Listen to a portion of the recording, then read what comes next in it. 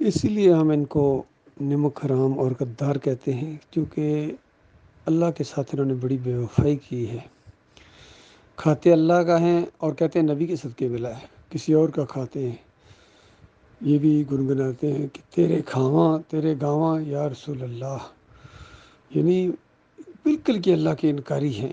حالانکہ انبیاء بھی اللہ کا کھاتے تھے، جتنی مخلوق ہے سب کو اللہ کھلاتا ہے، لیکن یہ دیندار، یہ داڑھی رکھنے والے، ٹوپی اور پگڑی باندھنے والے کس قدر اللہ کے یہ یعنی نافرمان اور اللہ کے نمک حرام بن گئے ہیں۔ تو اصل میں یہ گاڑیوں کے انجن ہے۔ ہر مسلک کا جو لیڈر ہے وہ اسی طریقے سے شرک کر کے اللہ کے ساتھ ایسے ایسے فلسفے سامنے لاتا ہے کہ عقل حیران ہو جاتی ہے۔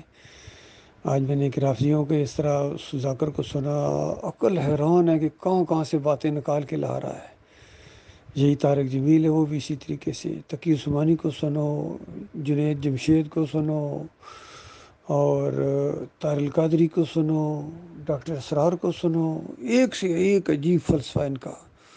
فضل الرحمان کو سنو، عمران خان کو سنو، سب لگے ہوئے ہیں اپنی اپنی ڈگڈگی بجا رہے ہیں، اور اللہ کے دین کا کوئی نہ کام کر رہا ہے نہ نام لے رہا ہے۔ آج ایک تبلیغی جماعت والے سے بات ہوئی، وہ بھی بس بزرگوں نے کہا ہے، علماء کہتے ہیں، بزرگوں نے، کبھی اس کے منہ سے میں نے یہ نہیں سنا کہ قرآن میں اللہ یہ کہتا ہے، حدیث میں نبی علیہ السلام نے یہ بات فرمائی ہے، بالکل نہیں۔ علماء نے فرمایا ہے، علماء نے تبلیغی جماعت کے حوالے، فضائل اعمال کے حوالے، جس میں کتنے شرکیہ واقعات ہیں، کفر ہے، شرک ہے، اور ایسی ایسی قصے کہانیاں نہ سر نہ پیر، قرآن اور حدیث کے بالکل خلاف، لیکن پھر بھی ڈٹے ہوئے ہیں۔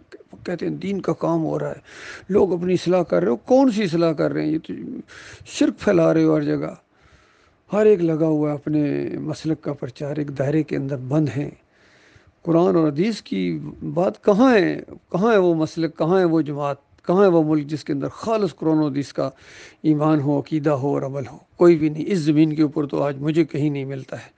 چند لوگ ہیں جو دین کو ابھی تک اپنائے ہوئے ہیں، باقی ایک عظیم اکثریت، وہ اللہ کی بات ان کے اوپر فٹ آ گئی۔ وما یؤمن اکثرهم باللہ الا وهم مشرکون۔ اکثریت انسانوں کی اس طرح اللہ کو مانتی ہے کہ ساتھ ساتھ شرک کرتے ہیں۔ یہ نہیں کتنے تو وہ تو مانتے ہی نہیں، اور جو مانتے ہیں وہ شرک کے ساتھ مانتے ہیں، تو لہذا سارے کے سارے غدار بن گئے ہیں۔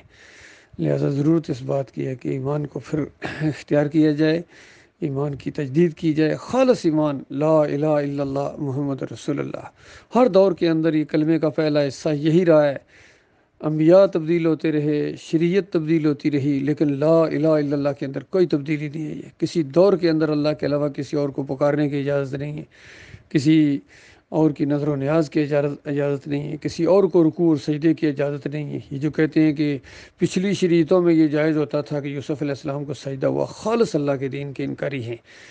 پورے خاندان نے اللہ کو سجدہ کیا تھا، شکر گزاری کا۔ نوح علیہ السلام پوری زندگی اللہ کو سجدے کرتے رہے، آدم علیہ السلام اللہ کو سجدے کرتے رہے، ان کی ذریت کے اندر اسی طریقے سے ابراہیم علیہ السلام، اسماعیل علیہ السلام، اسحاق علیہ السلام، یعقوب علیہ السلام، یوسف علیہ السلام شکر گزاری کے سجدے اللہ کو کیا کرتے تھے، نہ کسی اور کو کرتے تھے، نہ آپس میں ایک دوسرے کو کرتے تھے۔ بہت بڑا الزام ہے ان کے اوپر۔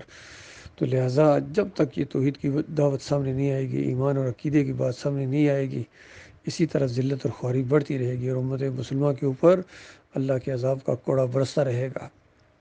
آج یہ مسلمان خالص بت پرست بن گئے ہیں۔ قبر پرستی بت پرستی ہے۔ ہندو اپنے مہاراج کے سامنے اس کو کھڑا کر کے اس کے سامنے جھکتا ہے، کہتا ہے ڈنڈوت کی، مہاراج کی ڈنڈوت کی، اور یہ مسلمان قبر کے سامنے جھکتا ہے اور کہتا ہے سجدہ تعظیمی کیا ہے میں نے، یہ سجدہ تعظیمی کے قائل ہیں۔ وہ وہاں پرشاد بانٹتا ہے، یہ نیاز بانٹتا ہے، وہ وہاں پھیرے لگاتا ہے، یہ طواف کرتا ہے بابا کے۔ بتاؤ کون سی چیز ہے جو ان میں اور ہندوؤں میں مشترک نہیں ہے؟ اسی لیے تو آج خیر نہیں ہے، ہر جگہ ان مسلمانوں کی پٹائی ہو رہی ہے، اور بالکل ٹھیک ہو رہی ہے، زبردست۔ ابھی تو اللہ نے بڑا ہلکا ہاتھ رکھا ہوا ہے۔ مرنے کے ساتھ جو ان کو آگ لگنے والی ہے، جہنم کی آگ کا بڑا شدید خطرہ ہے۔ اللہ کے بندوں، ان سارے مسئلوں سے اپنے آپ کو آزاد کراؤ۔ اسی طرح یہ صوفیزم سے، مزار پرستی سے، یہودیت سے، نصرانیت سے، قادیانیت سے، اور یہ رافضیت سے نکلو۔ اللہ کے بندو، جمہوریت سے نکلو اور ایمان خالص کرو، تب تمہارا عمل اللہ کے یہاں قابل قبول ہوگا، تب تمہاری دعائیں قبول ہوں گی اور دوسرے اعمال قبول ہوں گے۔ اور اگر ایمان کی طرف نہیں آتے ہو تو یاد رکھنا پھر تمہارے اوپر اللہ کی طرف سے کوئی چیز فرض نہیں ہے سوائے جہنم کی آگ کے، اس کے اندر بہرحال تمہیں جانا پڑے گا، تمہارا دل مانے یا نہ مانے۔ بیڑیاں پڑی ہوئی ہوں گی، گلوں میں طوق ہوں گے، فرشتے گھسیٹیں گے کبھی ایک وادی میں کبھی دوسری وادی میں، اور کہیں گے کہ پلا بنو اپنے داتا ہوں دستگیروں بشیر کے شاہ حاجت رواؤں کو، کیوں نہیں تمہیں چڑھاتے یہاں سے آ کے؟ اور اس وقت وہ جان جائے گا کہ یہ شرک پر مرا ہے اور ایمان کی خرابی کے اندر ان کو کبھی جہنم کی آگ سے نکلنا نصیب نہ ہوگا۔ اللہ تعالیٰ اس خوفناک انجام سے اپنی پناہ میں رکھے۔